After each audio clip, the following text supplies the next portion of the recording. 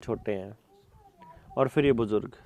देखो बुजुर्गों का टाइम कट गया अपने खेतों में, अपने डंगरों में, ठीक है ना जी। अब जो नए जवान बच्चे हैं इनसे डंगरों का काम तो होता नहीं, ना इनसे खेत का काम होता। इनको चाहिए मोटरसाइकिल, गाड़ी है और ट्रैक्टर, वो है तो ठीक है। मशीन चाहिए, बटन दबा दो तो काम हो जाओ तो ठीक, नहीं तो कोई काम करने का मन नहीं। अब ये क्या कहेंगे आपको, एक ऐसी व्यवस्था बनेगी, उस व्यवस्था में ये जो नौजवान पीढ़ी है ये क्या कहेगी कि भाई हम खेती नहीं करना चाहते। बल्कि ये तो क्या कहेंगे, आपने ही कह रहा था इनको थोड़े दिन पहले कि क्या करोगे खेती करके, कुछ पढ़ लिख के बन जाओ। पहले ये बड़े कहते हैं, फिर जब इनको काम मिलता नहीं तो फिर इनको कहते हैं तुम खेती कर लो। तो पहले तो कहते तो खेती करके क्या करना। फिर हमारा ध्यान खेती से बिल्कुल हट जाता है और हम खुद ही खेती से दूर हो जाते हैं, और अपनी अगली पीढ़ी तो बिल्कुल खेती को छोड़ ही दो, समझो एक तरह से। ऐसे ही होता है। बैठ जा रविंदर, है ना। तो अब क्या होने वाला है, इसके ऊपर नजर दौड़ाओगे तो आपको पता चलेगा। अभी तो चलो आपका गांव का एक परिवार है ये, जिस गांव में ज्यादा घर हैं, 500 700 1000 घर, या मतलब जिस गांव में कोई चौकी, पुलिस चौकी वगैरह होगी। राजस्थान में थोड़ा सा अभी कम है, जैसे क्राइम भी कम है। ऐसी जगह पे क्राइम है जहाँ दूर दूर तक सड़कें ज़्यादा लंबी हों, तो वहाँ रात बिरात में कभी लूट का पाट के खबरें आती हैं। दिन में ऐसा कोई क्राइम हमारे यहाँ अभी नहीं है। लेकिन नशा आ चुका होगा आपके यहाँ भी, या अभी नहीं आया? अभी नहीं आया। हीरोइन, स्मैक, चरस वगैरह नहीं आई। लेकिन जहाँ जहाँ बड़ी कंपनियों के फैक्ट्रियाँ खुली हैं वहाँ आ गया होगा। देखा है कभी आपने, नोटिस किया? देखो इतना बड़ा कमाल का सिस्टम है, जैसे कोई बड़ा जंगल या ज़मीन है।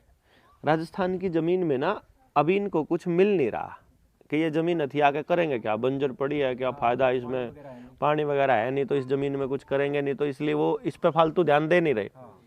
नहीं तो हमारे हरियाणा में, पंजाब में, मध्य प्रदेश में, इधर यूपी में वो क्या करते हैं, जहाँ की ज़मीन पे उनको काबू करना होता है वहाँ वहाँ वो 6 महीना पहले नशा ले आते हैं। पहले वहाँ नशा आ जाएगा। गाँव में जो बच्चे अपने परिवार से दुखी हैं वो नशा करना शुरू कर देंगे।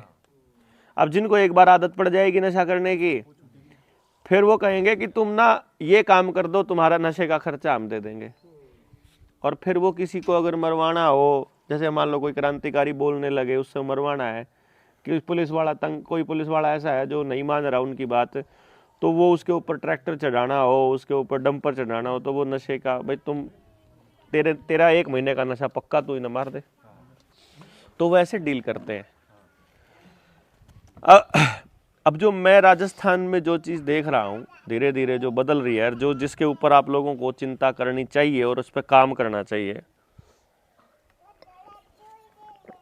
वो ये है कि जहाँ जहाँ बारिश से खेती होती है वहाँ आपका असली बीज पैदा होता है।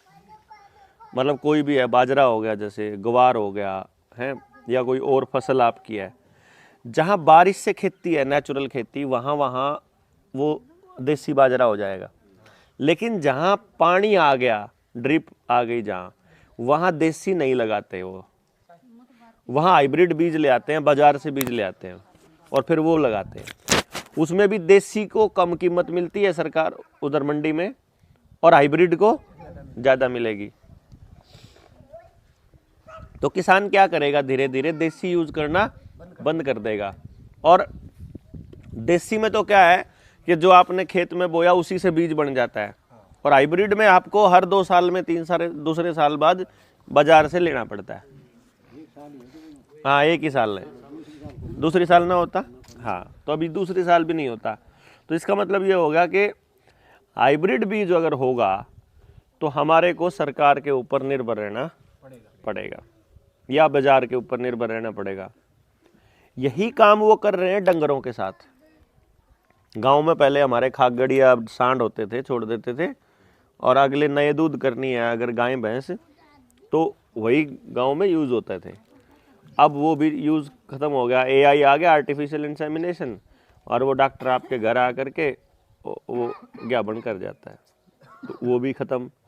यही काम अब नई नौजवान पीढ़ी में बच्चों में हो रखा है। यानी खतरा क्या है कि हमारे बीज के ऊपर खतरा है सारा। और जो नई पीढ़ी है इसको एक बहुत बड़ी खतरनाक चीज़ दे रखी है जिसका नाम है मोबाइल। हीरोइन से भी खतरनाक है, पता है आपको? हीरोइन से भी खतरनाक है।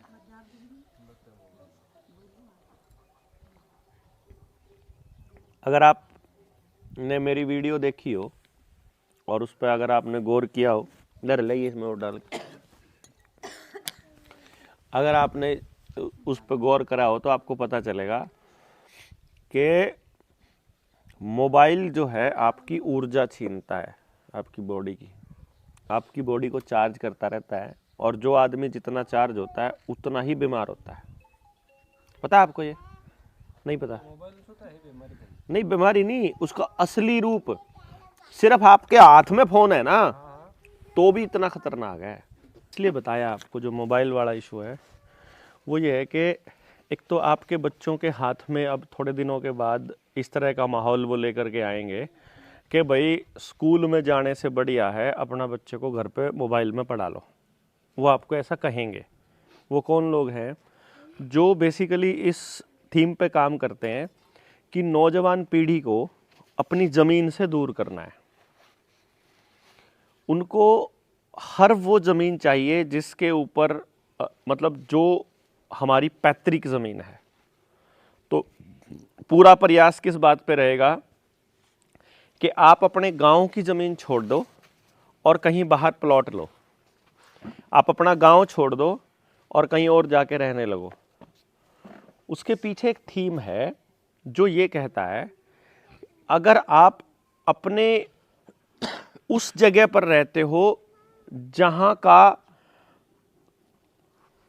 पता आपके पिताजी का है, और वही पता अगर आपके दादा का है, और वही पता आपके उससे पहले वाली पीढ़ी का है, तो आप असल में इस देश के मालिक हो। इस बात को ध्यान देना। असली मालिक देश का कौन है? जो यहां पर ही उसके पुरखे पैदा हुए और वहीं पर वो पैदा हुआ। जो आदमी पैदा कहीं और हुआ और जाकर बस गया कहीं और, उसके पिताजी का एड्रेस तो है इस गांव का, मान लो इसका क्या नाम है? पिपराली।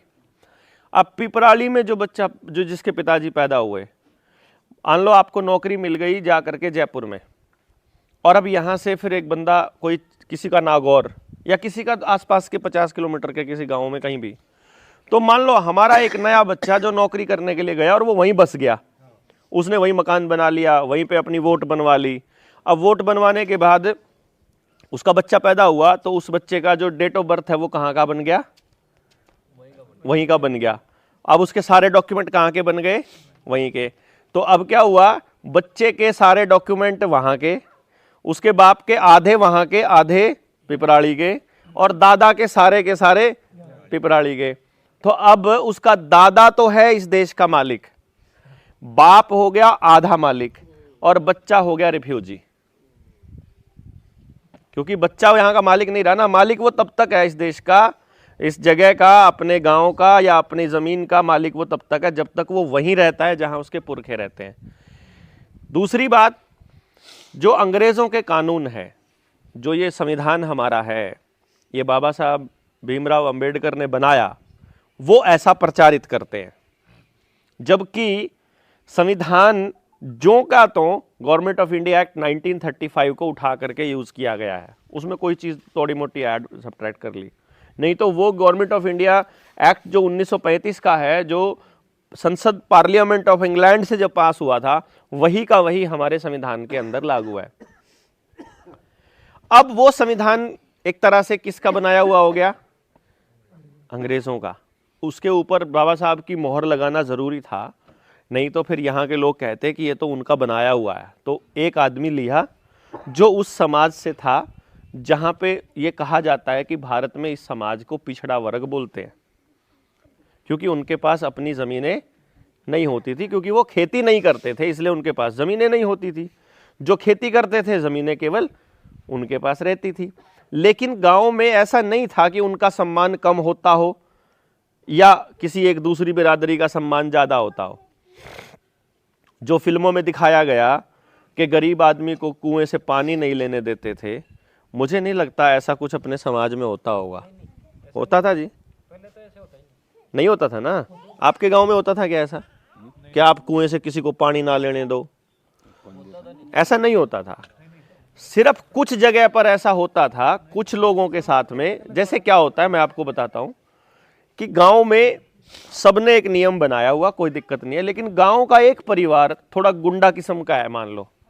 वो जो गुंडा किस्म का आदमी है ना, उसने किसी गरीब के ऊपर अत्याचार कर दिया, तो ये मशहूर उन्होंने ये फैला दिया कि ये लोग, अमीर लोग जो हैं या किसान या जमींदार लोग जो हैं, वो गरीबों पे अत्याचार करते थे। असल में ऐसा नहीं होता था। और फिर कल्चर को बनाते बनाते उन लोगों ने इस चीज़ को बढ़ावा दिया कि भाई एक काम करो, आप लोगों को अंग्रेज़ों की, ये अंग्रेज़ी जो वेशभूषा है जो हमने पहनी हुई है ना, ये आपने और हमने, ये अंग्रेज़ों की वेशभूषा है। ये जो इन्होंने पहनी हुई है ये राजस्थान की है। हरियाणा वाले अलग तरह की धोती पहनते हैं, अलग पगड़ी होती है उनकी। लेकिन एक बात हमेशा ध्यान रखना, जो व्यक्ति अपनी पारंपरिक वेशभूषा पहनता है, अपना धोती कुर्ता, अपना पगड़ी जो राजस्थान की जैसे जो शान है अपनी, और अपनी भाषा बोलता है, अपने रीति रिवाज मानता है, अपनी पंचायत को ही कानून मानता है, वो व्यक्ति असली मालिक है इस धरती का, और उसके ऊपर अंग्रेज़ों का कोई कानून लागू नहीं होता है। ये आपको याद रखना पड़ेगा। हम लोग आने वाले टाइम में जब हमारे साथ भी लाखों लोग जुड़ जाएंगे, तो लाखों लोगों की उपस्थिति में इन अंग्रेज़ी कपड़ों की होली जलाएंगे हम, कि ये बकवास चीज़ है। अभी हम क्या करते हैं, क्योंकि अभी मान लो आज ही पढ़े लिखे लोगों के बीच धोती कुर्ता पहन के चले जाएंगे, तो उनको वो अजीब सा लगेगा, ये कौन कहाँ से आ गया। इसलिए अभी क्या है कि पहले उन लोगों को समझा दें कि जो आपके पुरखों की जो विरासत है वो इतनी खराब नहीं है जितना खराब टेलीविज़न ने उसको पेश किया। दूसरा जो आपके आने वाले वक्त की जो लड़ाई है वो है आपके खाने पीने की लड़ाई, कि आप खाते पीते क्या हो। यानी गांव में अभी तो आप क्या खा रहे हो, जो आपकी आसपास में ही जो पैदा हो रहा है वो सब। हमारे वहाँ या बल्कि पूरे के पूरे देश में ही इन्होंने ऐसा कल्चर डेवलप कर दिया कि राजस्थान में भी सेब मिलती है। राजस्थान का आदमी सेब खाएगा तो पक्का बीमार होगा, ठीक है ना। ये जो अगर कश्मीर की सेब है ना, तो वो सेब के मौसम में कश्मीर में ही खाई जाए तो ही उसका बढ़िया असर रहता है। यहाँ के आदमी को यहाँ की ही पैदा हुई चीज खाएगा तो वो ठीक रहेगा। गर्मी के मौसम में गर्मी में पैदा होने वाली चीज खाओ, सर्दी के मौसम में सर्दी वाली चीज खाओ, तो जाकर के हम लोग हेल्दी रहेंगे। तीसरी चीज, गांव बचाने की बड़ी लड़ाई है। अभी धीरे धीरे गांव में सीसीटीवी कैमरा है, बड़ी दुकानें, खाने का कबाड़। यहाँ दुकान नहीं होगी इन घरों में ना, इसीलिए आपके बच्चे हो सकता है बचे रहेंगे। जिस गांव में जाओगे दुकान पर खाने का सामान है, अगर आप खाने का सामान चेक करोगे ना, वहाँ सिर्फ और सिर्फ कबाड़ मिलेगा आपको खाने के सामान में। जो भी चीज़ पैकेट में बंद हो गई पूरी तरह से बर्बाद करने के लिए है। आपने नमकीन का पैकेट देखा, सबने नमकीन खाई भी है। नौजवान बच्चे तो गांव में शाम को निकल जाएंगे, उनको 2-2 बियर लगानी होती है और वो नमकीन साथ में चिप्स कुरकुरे खाना होता है। ये रहता है ना। आप कभी उस नमकीन के पैकेट को उठा के देखना, उसके पीछे, नमकीन के पैकेट के पीछे लिखा होता है कि इसमें क्या क्या है। जैसे आर्टिकल 341, आर्टिकल 355, आइटम 355 या कॉटन सीड ऑयल। कभी हमने गौर नहीं, कभी देखा तो नहीं ना क्या लिखा है इसके पीछे। उसमें देखो, वो जो नंबर में लिखा है ना कोई भी आर्टिकल, कोई भी आइटम, उसके साइड इफेक्ट चेक करो गूगल पे, आपको पता चलेगा जिन घरों में वो नमकीन ज़्यादा खाई जाती है उन घरों में वो बीमारी भी है जो उसमें लिखी हुई है, साइड इफेक्ट जिसके होते हैं। दूसरा, कॉटन सीड ऑयल मिलता है आज के टाइम पे। कॉटन सीड ऑयल है कपास का तेल, बिनोले का तेल, और वो कपास से मिलता है। और आज के टाइम पे इंडिया में जो कपास है वो सारी की सारी बीटी कॉटन है।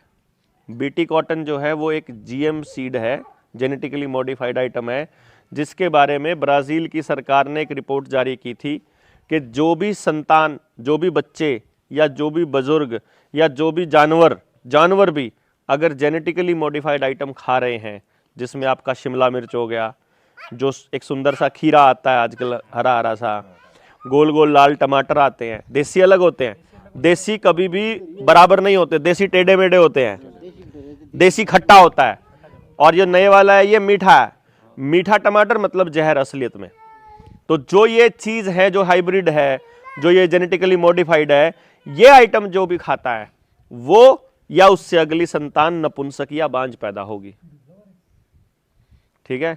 अब जो शरीरों में आपके केमिकल डाले थे, जिसको आप लोगों ने वैस्किन बोला है ना, इसके साइड इफेक्ट अब तो दिखने लग गए होंगे कि नहीं आने लगे, या बचे हुए आप लोग?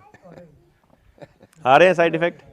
किसी के घुटनों में दर्द है, किसी की याददाश्त चली गई, किसी को हार्ट अटैक आ रहा है बैठे बैठे।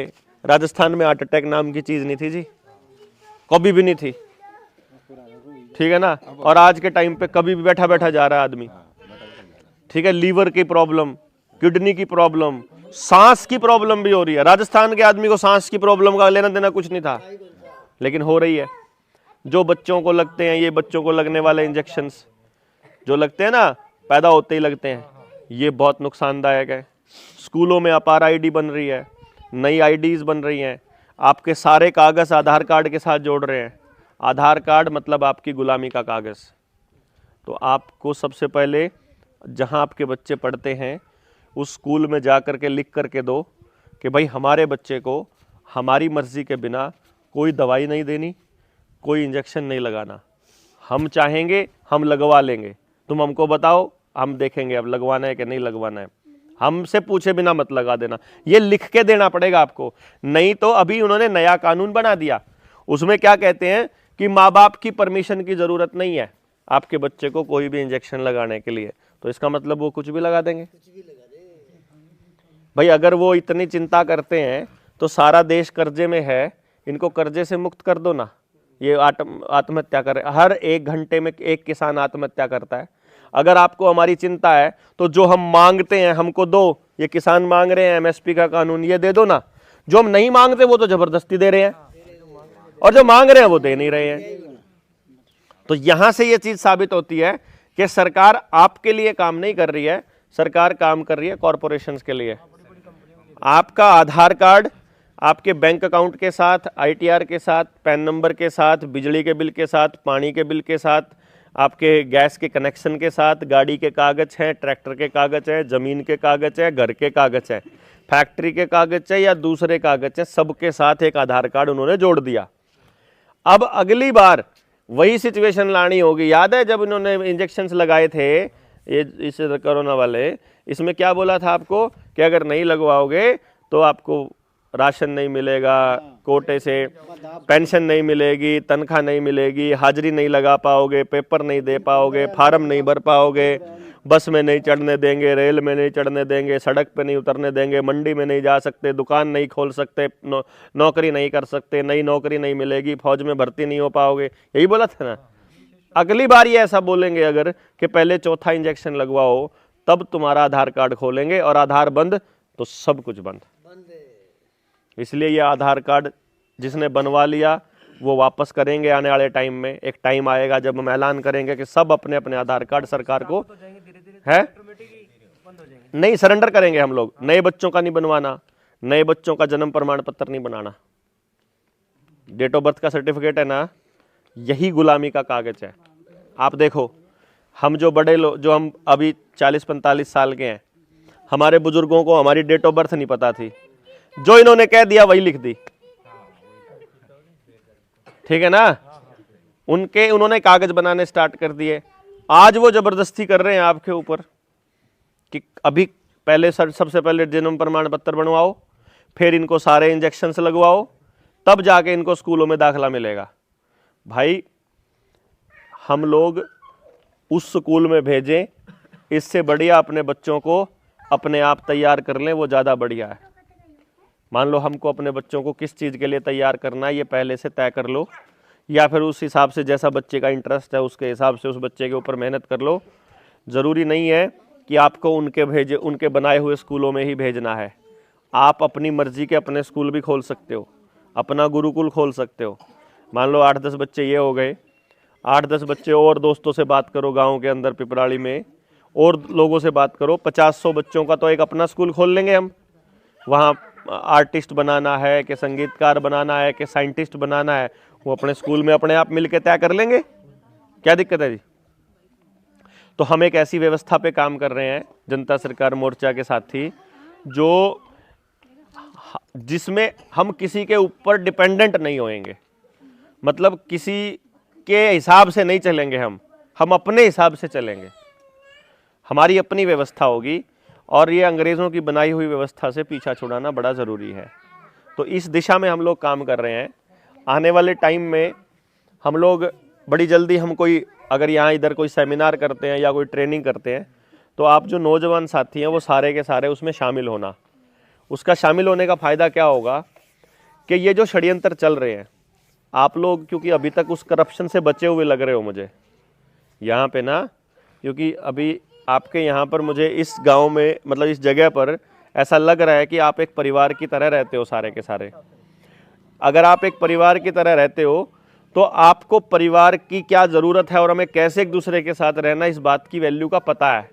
इसकी वजह से आने वाले टाइम में जो हम कल्चर डेवलप करना चाहते हैं, उस कल्चर को कैसे आगे बढ़ाना है, ये आपकी मदद से संभव है।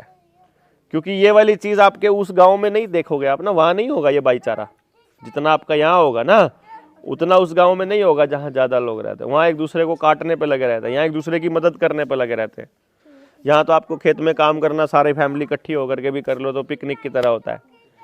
तो मेन पॉइंट ये है कि आप लोग अगली जब हमारी ट्रेनिंग होती है मोर्चे की, तो सुरेश आपको बता देगा, फिर आप जितने ज़्यादा लोग आप आ सकते हैं उसमें आइए। फिर इस पूरे षड्यंत्र को बताएंगे आपको कि ये पूरे वर्ल्ड में, पूरी दुनिया में कितना खतरनाक षड्यंत्र चला हुआ है और उससे बचने के लिए, खासतौर पे अगली पीढ़ी को बचाने के लिए हमको क्या करना है। तब तक हमारा चैनल है ही है निडर इंडिया वाला, वो आपने अगर देखा हो तो देखा है, आपने नहीं देखा है तो निडर इंडिया का चैनल है। इन बच्चों के पास क्या क्या टैलेंट है, परमात्मा ने इनको कैसा दिमाग दे रखा है, वो उस चैनल के ऊपर सारी वीडियोस पड़ी हैं। वो सुरेश भी आपको दे देगा, नहीं तो आप मेरे से भी मांग सकते हैं। हमारा एक नंबर है जिसके ऊपर आप मिस कॉल करोगे तो वो आप जुड़ जाओगे उसमें, और उसके बाद फिर वो कनेक्ट होकर के वो सारी खबरें आप तक पहुंचती रहेंगी। तो आप सारे लोग जो हैं अगर इस दिशा में आगे बढ़ते हैं तो कल को अपनी ट्रेनिंग में ज़रूर आइएगा, हम आपको निमंत्रण दे रहे हैं। और नहीं तो नज़दीक में ही कोई ट्रेनिंग होगी तो फिर वहाँ पर हम लोग फिर आप सारे लोग उसमें शामिल हो ही सकते हैं। ऐसा कोई टाइम हुआ जहाँ खेत में काम ज़्यादा नहीं करना पड़ा है और आप आ सकते हैं तो आप ज़रूर आना। तो क्योंकि ठंड का मौसम होने वाला है, हम लोगों को भी बड़ा दूर जाना, चंडीगढ़ निकलना है, कल तारीख है हमारी, तो इसलिए अभी के लिए तो मतलब आप लोगों को बहुत बहुत धन्यवाद कि आप लोग यहाँ आए और हम